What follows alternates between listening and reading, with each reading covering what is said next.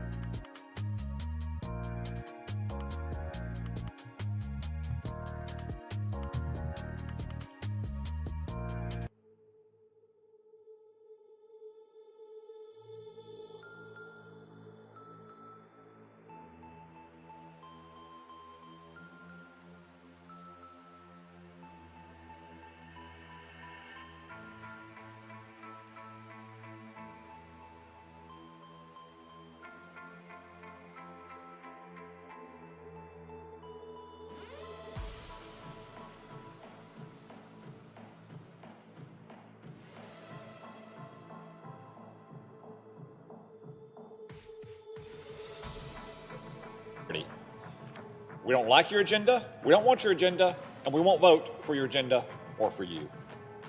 During this election, the Democratic Party was exposed for what it has become, a party that holds police, parents, and patriotism in contempt. And now, the Democrats have paid the price. The Democrats will continue to pay that price until they reject the repugnant radicalism that has infected their party. The Democratic defeat last night was not in a single state or one county or some isolated municipality. It was not some isolated incident. It was not the result of just a single quirky issue or bad candidate. It was a nationwide disaster and wipeout for the Democratic Party. After 12 years of uninterrupted statewide victories in the Commonwealth of Virginia, Democrats appear to have lost not one, not two, but all three statewide races this year. All righty, Virginia, we won this thing!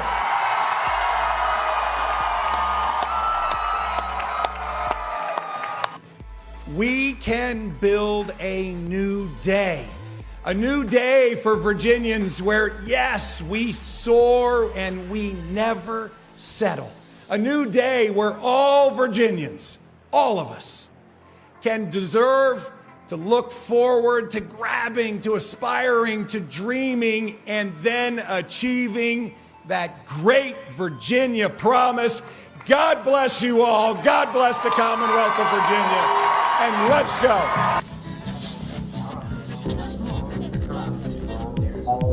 Hey guys, this is Tommy with Tommy Nation Politics. How's everyone doing today? Tommy Nation Politics.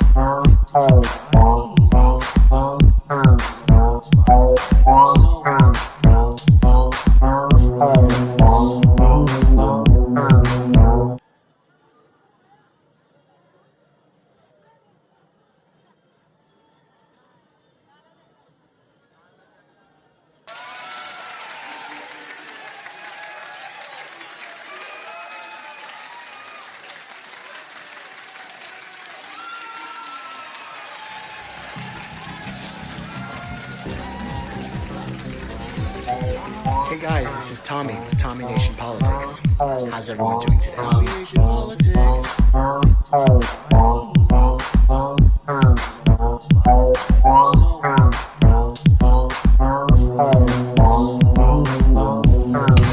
Free thinking, innovative, totally open-minded. Tommy Nation Politics.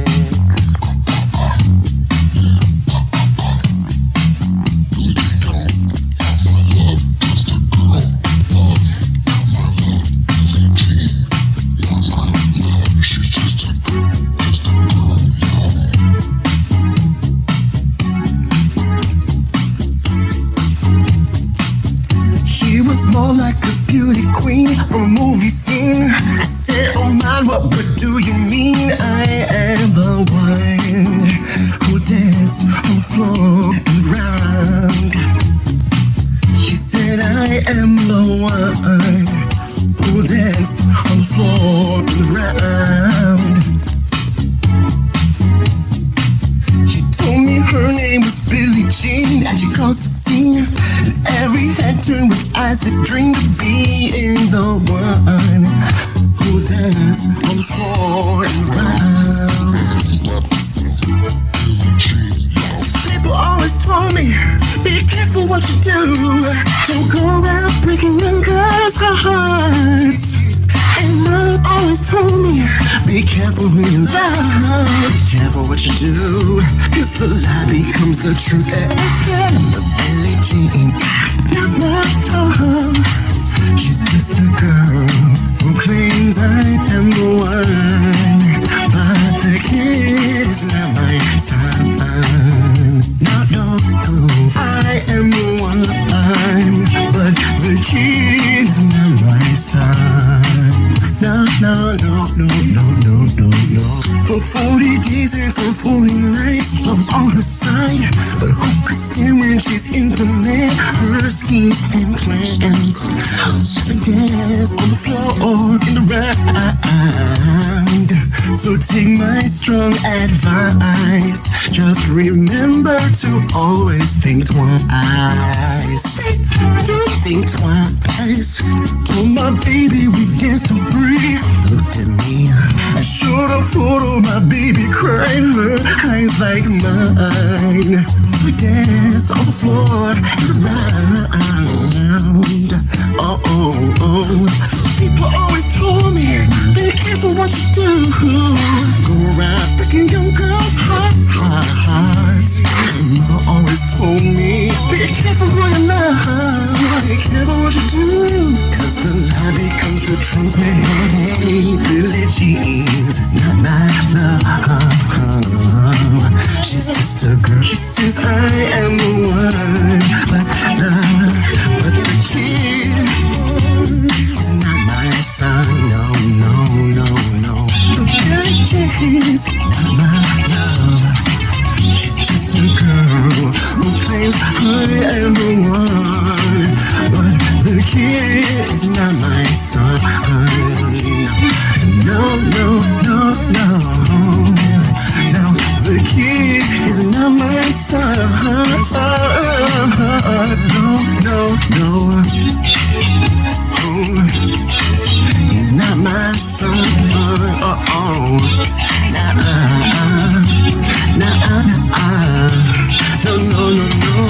I got my son. I am the one, but the kid is not my son. The Billie Jean's not my love. She's just a girl, Billie Jean. But the kid's not my son. No.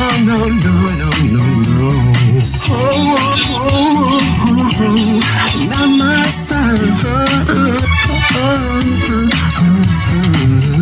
Billie Jean's not my lover. Billie Jean's not my lover. Billie Jean's not my lover. Billie Jean not my lover. You know what she did? Breaking my heart, baby. Another one. You got the wrong one, baby. Oh, you do, Billie Jean.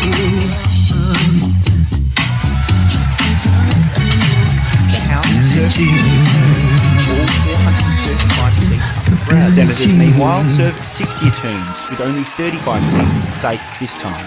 So, what's the current standing in Congress? Well, Republicans currently control both houses. That's made life easier for President Donald Trump to get his legislation through. He's had 2 Supreme Court nominees appointed, wound back environmental protections, introduced tax cuts, and is pushing ahead with his plans to build a wall on the Mexican border. So could the Democrats flip the House? There's a good chance. Journey across America, bringing us here to Washington and to our exclusive interview with the chairman of the Joint Chiefs General Mark Milley as part of the Aspen Security Forum, where I pressed General Milley about the chaotic U.S. withdrawal from Afghanistan, the new terror threat, and those recent dramatic headlines out of China. My exclusive interview coming at a critical time after it was reported China had tested a hypersonic missile that had first orbited the Earth, what General Mark Milley recently suggested is close to a Sputnik moment. I think a lot of us were alarmed by your alarm over it. They are clearly challenging us regionally, and their aspiration is to challenge the United States globally. Do we? Hey guys, this is Tommy with Tommy Nation Politics. How's everyone doing today? I hope you've got time to be free-thinking, innovative, totally open-minded, because now is the time. It's time to get our inalienable rights back, guys. Life, liberty, and the pursuit of happiness. How can we do that? Well, first step is listening and watching Tommy Nation Politics, your new independent, free-thinking, progressive, independent media, guys. TommyNationPolitics.com. www.TommyNationPolitics.com. That's www.TommyNationPolitics.com. If you want to send us some messages, if you want to work for the common good, just like in the old Sons of Liberty days, back in the 18th century, you want to ride like Paul Revere and declare to the world your civil liberties and rights were not infringed, might have been infringed upon, but they were never gone, because in us lives the soul of America. If you want to talk about that kind of shit, please reach out to us at facebook.com/TommyNationPolitics or Rumble. We've also got a Rumble channel, guys. We've also got a Discord channel. You know what you guys can do? Y'all can hit me up on Twitter too. Tommy Nation Poll. Tommy Nation Poll. It's like, poll, how's it going, guys? These politicians are smelling like polecats. Tommy Nation Poll. Also, guys, if you want to join the fight, contribute to a progressive independent media such as myself, you can always contribute to PayPal, Venmo, Cash App, Tommy Nation Politics. That's Tommy Nation Politics, one word, capital T, capital N, capital P.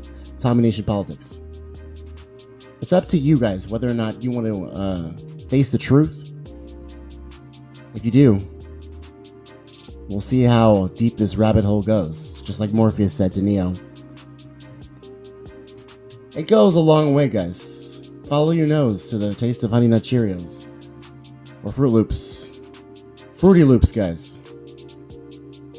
I don't really know what I'm saying right now. All I can say is that things are crazy. We've got a totalitarian, authoritarian dictatorship going on right now, guys. And let's just say the masses, they're not free-thinking, innovative, totally open-minded. They're more of a bandwagon mentality. But if you're someone who wants to escape the bandwagon mentality, the social norms, the conventional wisdom, I suggest you guys, well, I more say that you guys came to the right place.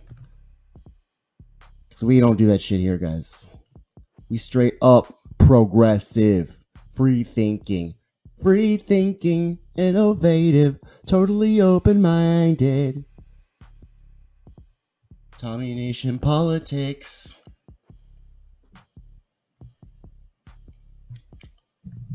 And I'm Tommy, guys. Tommy from Tommy Nation Politics. How's everyone doing today? Good? I hope so. I hope y'all are doing good. Did y'all see that election over there? Did y'all see that election? It's pretty interesting. It was a pretty interesting election, guys. So, let me just start with, retaining both the Senate and the House in 2022, guys, will be a daunting task for the Demotards.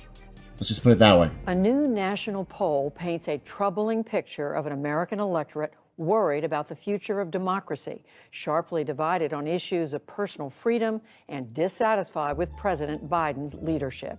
Here to walk us through the results is Ann Selzer. She is the president of Selzer and Company, which wrote the poll in collaboration with Grinnell College. Ann Selzer, welcome back to the NewsHour. It's very good to see you. A number of striking things here to ask you about, starting with this question about people's trust in our democracy. You have, in what we find in these results, is a majority of Americans saying that they believe democracy is facing a major threat. And we see that number driven by Republicans. 71% of them think that's true compared to 35% of Democrats. What do you see is driving this? Well, the reason we wanted to go after this was a focus by Grinnell College on looking at the health of American democracy. So we went at it from sideways issues, but this is hitting it head on. Do you perceive that American democracy is under major threat, minor threat, or really no threat at all? And there have been sobering conversations on both sides of the aisle about what the threat currently is. And I think the findings of this poll reveals that at the heart, the bigger perceived threat is Republicans listening to the talk about the election being stolen, about the electoral system being broken, and that has really set in a way that makes them believe the democracy is a major threat. Democrats are not nearly as roiled up about a sense of doom for the democracy. Fascinating, and as you say, we've seen a lot of conversation, a lot of editorials written about the threats to democracy on the Democratic side. So interesting to see these results. And Seltzer, you asked about President Biden. We see in what you found, he's facing some of his lowest approval ratings yet. He's 37% approval, 50% disapproving. Which voters, what issues do you see behind this? Right. Well, in terms of issues, we asked for approval ratings and how he's doing with immigration, where he scored very poorly, just 27% approving. We also took a look at how he's doing with COVID, and sadly, this is, you might say, is the high watermark for him. He still doesn't get 50% approval on how he's doing with COVID, and that's his benchmark issue. He also only gets 36% approval with the economy. And as the economy goes, so goes the president's standing. So it's no surprise that that number at 36 is almost exactly what his overall numbers are for approval. Two groups I would call out. One is that he gets more disapproval by a lot with independents than approval. So it's almost a 2-to-1 ratio, twice as many disapproving as approving, and independents were crucial to his electoral success. He is also underwater, not by as much, but with women.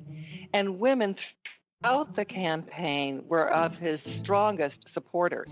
He does better with suburban women, but not exactly a lot to be proud of. It's 46 to 38% more approving than disapproving, but he's not even halfway with suburban women. And they were a bulwark of his campaign. The Democrats, or the Demotards, majorities are among the slimmest in modern history, with a 50-50 Senate and an effective 9-seat House majority, guys. 9 seats separating the majority of the House and culminating into the speakership of the Nancy Pelosi. It's a very tough position the Demotards are in right now. And the midterms are always tough on the president's party. Tuesday night's race, by the way, proved that elections can work and they can run smoothly. There were very few issues reported in, not by the mainstream media, not by the press, not by the Republican neocons, and not by the libertards, not by the neoliberals. Everybody was in kumbaya over the funneling of wealth to the 1%. When there were blips, guys, they were corrected and you were told to consume, buy, and ignore those things. They were addressed. This was particularly clear in Virginia, the state of Virginia that expended the use of early and mail-in voting in response to the coronavirus pandemic. It continued the practice for the 2020 race of just disrespecting the city president, picking a governor opposite his party. They said of his campaign, what's his name? The Virginians to come vote early, Youngkin said when he cast his ballot. So the strategy worked, and Youngkin did what past Republicans had, failed to do They withstood the Democratic machine, guys. The early voting surge with significant turnout. And he had significant turnout of his own. Democrats have complete control of Washington, remember. It's the first time in a decade after winning both the presidency and the Senate in 2020 that the Republicans have really made headway with any kind of political momentum. But even though the Ohio races, the Democrats picked up a few local legislatures, historic wins in Boston and Pittsburgh were overshadowed by the fact that most progressive change, or no fundamental change, has been taking place. Minnesota rejected a measure to overhaul its police department and do police reform, guys. It was a backlash against the Black Lives Matter movement after the George Floyd murder, the burning of their city. And then Wednesday night, guys, the Democratic Governor Phil Murphy prevailed in the New Jersey race, neck and neck. And so, yeah, that was the race I didn't want to report on yet because it was so tight. But sounds like the Democrats came out in that race. And like I said, they still have full control of the State House, the Congress, the Senate, and the presidency, okay? But 2022 is only 365 days away. And Nate Silver's 538 predicts bad omens coming their way. Tuesday really erased any doubt, guys, that the slim majorities can withstand any other Republican momentum. In fact, they're in grave danger. Have the capability to match what we just saw from China. Well, I won't go into anything classified as to what our specific capabilities are, or what theirs are for that matter. But I would just say that test that occurred was a very significant test. We're witnessing one of the largest shifts in global geostrategic power that the world has witnessed. And if we, the United States military, don't do a fundamental change to ourselves in the coming 10 to 15 to 20 years, then we're going to be on the wrong side of a conflict. Then there's the potential U.S. clash with China over Taiwan. Is it your belief that China is preparing to make a move on Taiwan in the near future? The Chinese are clearly and unambiguously building the capability to provide those options to the national leadership if they so choose at some point in the future. But near future, probably not, but anything can happen. U.S. officials tell NBC News in war games simulating an American defense of Taiwan, U.S. forces have not been able to win a conventional war with the Chinese. Do we have the capability to defend Taiwan? We absolutely have the capability. There's no question about that. Critics say Chinese action against Taiwan is more likely now after the chaotic and deadly U.S. withdrawal from Afghanistan, where the U.S. left Americans and thousands of Afghan allies behind. Do you think that China, other adversaries, have been emboldened by the perception that the U.S. was not there for one of its allies? They may or may not have interpreted it like that. If they did, that's a misinterpretation. We gave a lot to Afghanistan. I would caution any country out there to think that the United States is in any manner, shape, or form kind of weak or any of that. That would be a bad call. And Milley with new warnings on the potential for terror attacks here, including from ISIS reconstituting in Afghanistan. They have the capability to strike the U.S. homeland. My own personal estimate is that the conditions are likely to be set for reconstituted ISIS or Al-Qaeda, and I gave out windows of time, 6 months, and I gave it out to 36 months. Does that mean they'll attack the United States? Maybe, maybe not. It depends. I asked about the controversy and the criticism over Milley's comments in that book by Bob Woodward and Robert Costa, several Republicans calling on Milley to resign. You became a bit of a lightning rod recently. We saw that your appearances before Congress. Can you tell us how that has impacted your job, and if you have any regrets over being as forthcoming as you were with Woodward? Well, I'm a soldier, and I serve at the pleasure of the president. When the president no longer finds me useful, then I move on. Until that day, I just continue to serve the country and serve the Constitution and drive on. And everybody thought that Donald Trump's continuous, unpopular, unapprovable, orange menacing self would continue to give the Democrats more Oppo research and more of a reason for people to vote for them. But it turns out, guys, that Republicans, energized by the suburbanites who are really not liking the mandates of their children and their bodies, it's literally affected national attention, guys, and it's become an ominous indicator for the Democrats that their political environment is about to be shot to hell.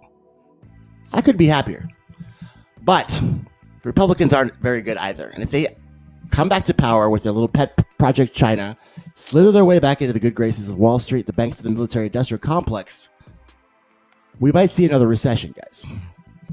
Even though Youngkin is a mild-mannered former business executive, a darling of the Wall Street banks military-industrial complex, he pulled off a remarkable feat, I have to say. More of a feat than any progressive caucus recently. Youngkin won 17% of the votes, guys, that said they disapproved of Trump. And he was a Republican. So to take 17% of a party or a piece of chunk that disapproves of the former president and to turn that into 17%, that's like spinning straw to gold, guys. So McAuliffe tried to turn the race into a national referendum of identity politics and transgender phobia and local issues and Black Lives Matter identity politics. But it turns out that the state's economy and the disposition of most Americans that love their country and know what it stands for, and also don't want their kids learning critical race theory, whatever that is, won't stand for the school boards and the mandates on their children and their bodies, guys. Turns out conservatives, some of them have more values than the liberals do. Any liberal that voted for Joe Biden, anyway. So a critical race theory isn't really taught in Virginia schools, guys. But the mandates and the school board charter school programs that have taken over the duty of raising children, television ads that have taken over the duty of raising children, has turned a Republican coalition into a tidal wave, a red tsunami that has spurned Youngkin to victory, guys, in Virginia. The shock resonated from the New York suburbs down the eastern seaboard. People are saying there was a red wave. They're wrong. It was a red tsunami. Republican Bruce Blakeman's declaring victory in the Nassau executive race, considered the biggest upset here since Ed Mangano unseated Tom Suozzi in 2009. We had the right message. It was taxes. It was crime. People are fed up with the liberal, progressive policies of the other party. This isn't the party of John F. Kennedy anymore. It's the party of AOC and Bernie Sanders, and they're rejecting that. And Joe Biden, they're rejecting that. Republicans across the country were watching Virginia for the lesson that could be, applied to more races, how they could duplicate this formula. And party operatives of the Republicans are now crediting Youngkin for great work. And these consultants want to duplicate his success. Replicate. So it won't be long till you see the same kinds of advertisements, the same kind of super PACs, the same kind of bullshit Oppo research, the same kind of hatchet jobs, the same kind of GOP strategist war room, economic stagnation, propagandistic bullshit from the Republicans. They're back, baby. Republicans have just stepped 1 foot out of the grave, guys. And they got 1 foot in, but they coming. And Biden's presidency, guys. Oh, man. His unapproval rating is about the same, it's about the same quality of Trump's leaving approval rating, which was bad.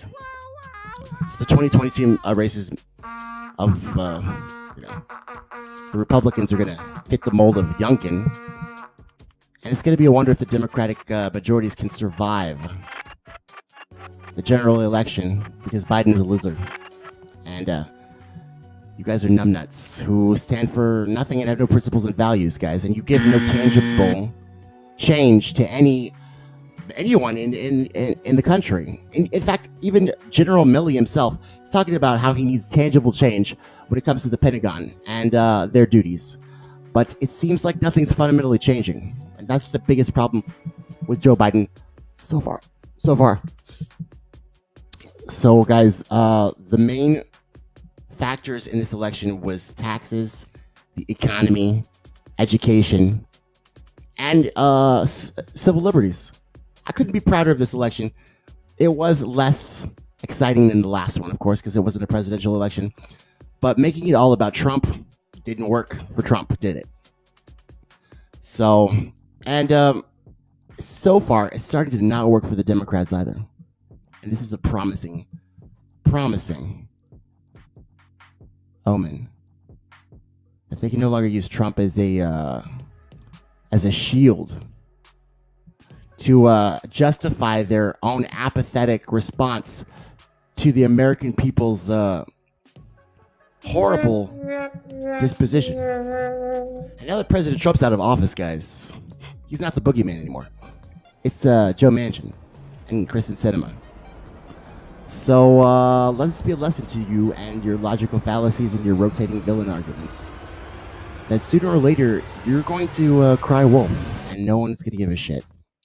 People in Virginia didn't, anyway. It's not a good strategy. The failure has implications for Democrats going forward, guys. And Trump might just inject himself into this race, the next one anyway. I mean, he can't stay out of any race, or he can't stop talking about himself.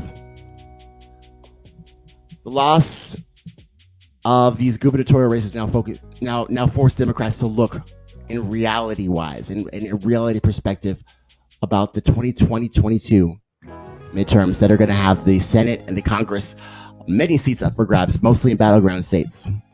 So, it's not about Trump. It's about our country. And you've just received a message, Democrats. New Jersey's tight race. Virginia's Republican win.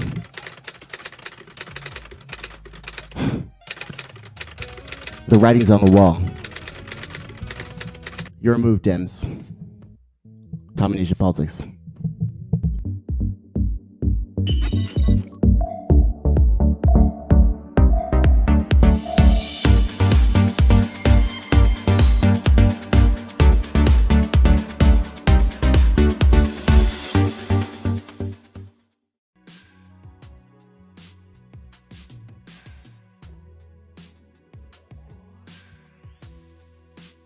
Hey guys, this is Tommy with Tommy Nation Politics. How's everyone doing today?